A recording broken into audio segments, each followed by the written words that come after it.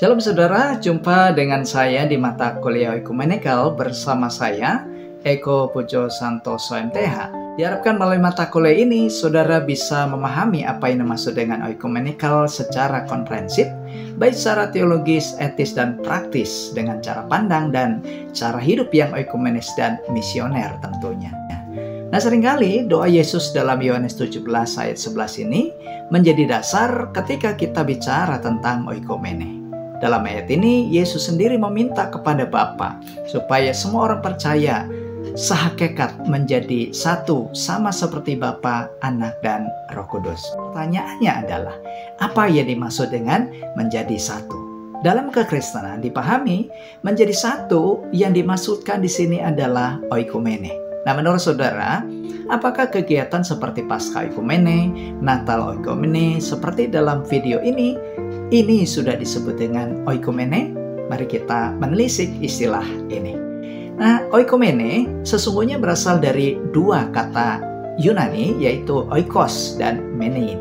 Di mana oikos itu berarti rumah atau tempat tinggal, dan menein itu bisa berarti tinggal atau berdiam atau juga mendiami. Jadi saudara, secara umum yang dimaksud dengan oikumene ini adalah rumah atau dunia yang didiami bersama atau satu rumah untuk semua orang. Demikianlah dalam sejarahnya oikumene pada awalnya. Ini bicara masalah politis pada waktu itu menurut Herodotus, yaitu bicara masalah wilayah kekerajaan Roma pada waktu itu, seperti yang tertulis di dalam Lukas 2 ayat 1. Kata dunia di sana menggunakan istilah oikumene. Juga dalam Kisah Rasul 24 ayat 5, Lukas 4 ayatnya yang kelima. Kemudian oleh gereja diberikan arti secara khusus, yaitu menjadi hidup bersama sebagai umat tebusan atau keluarga Allah di bumi dalam merefleksikan kebaikan Allah kepada semua makhluk. Demikian juga saudara bisa baca di Mazmur 24 ayat 1, Matius 5 ayat 16, dan juga ayat-ayat yang lainnya. Saudara perhatikan di sana, maka oikumene itu sebenarnya bicara masalah misi kekristenan, yaitu suatu gerakan untuk mendiami bumi yang kepadanya Injil diberitakan. Bukankah itu jugalah yang dimaksud oleh Yesus di Matius 28 ayat 18-20 yang sering kita sebut dengan amanat agung?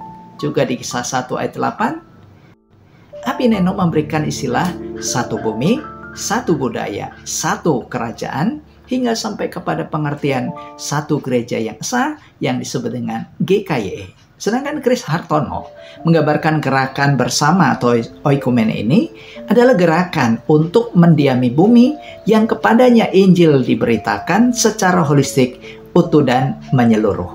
Nah, itulah yang dimaksud dengan oikumene. Jadi kesimpulannya saudara, ketika kita bicara oikumene, maka yang dimaksudkan adalah gerakan untuk menjadikan dunia ini sebagai rumah hunian bagi semua orang agar mereka menjadi keluarga besar Allah yang akan mendiami tempat yang sama. Di mana?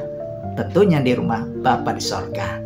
Yohanes 14 ayat 2-3. Itu berarti saudara, bicara oikumene itu bicara tentang misi.